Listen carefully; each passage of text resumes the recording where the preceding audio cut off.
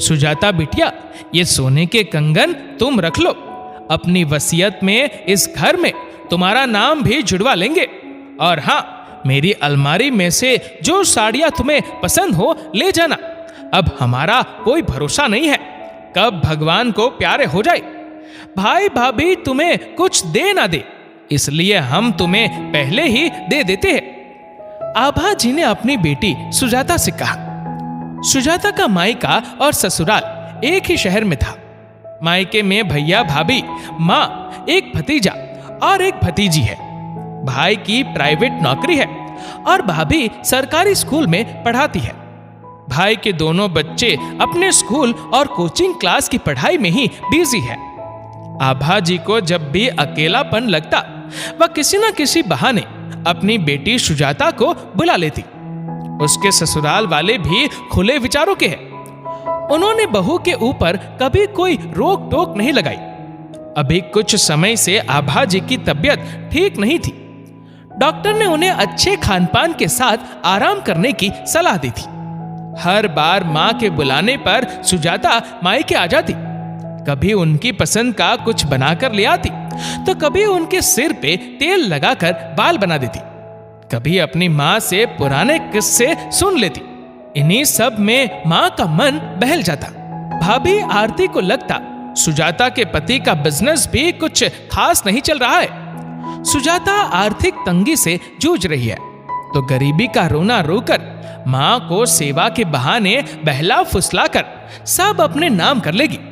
इस कलयुग में जो लोग निस्वार्थ भाव से दिल से किसी की सेवा करते हैं, लोग उन्हें अक्सर शक की निगाह से देखते हैं। साफ दिल की सुजाता मां से मिलने आती रही। ऐसे ही एक दिन बेटे बहू के काम पर जाने के बाद मां ने सुजाता को फोन किया। बेटा, मन बहुत घबरा रहा है, हो सके तो मिलने आ जाओ। सुजाता फटाफट घर का काम निपटाकर मां से मिलने पहुंच गई।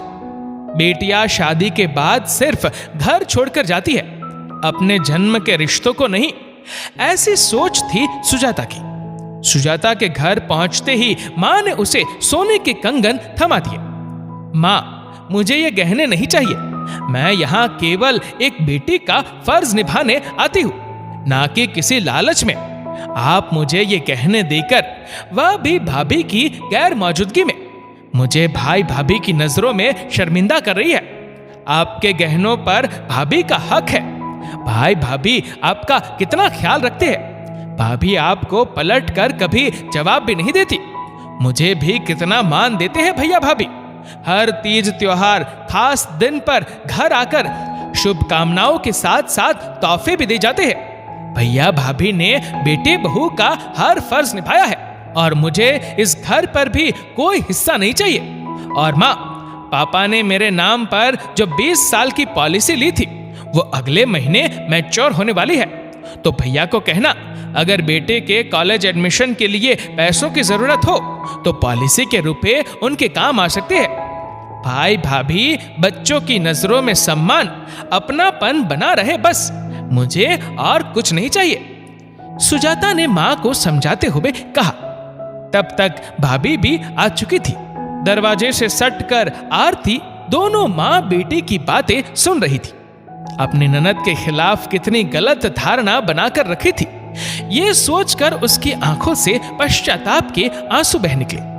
आभा जी के गुजर जाने के बाद आरती ने अपनी ननद को मां के कंगन और साड़ियां मां के निशाने के रूप में दे दी। दोस्तों, कुछ अपवादों को छोड़ दिया जाए तो अधिकतर ननदों को मायके से सिर्फ भाई भाभी का प्यार और सम्मान ही चाहिए होता है। इस वीडियो को लेकर आपकी क्या राय है, नीचे कमेंट करके जरूर बताइएगा।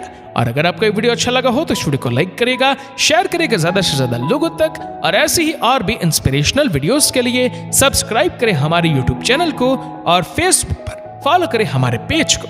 धन्यवाद।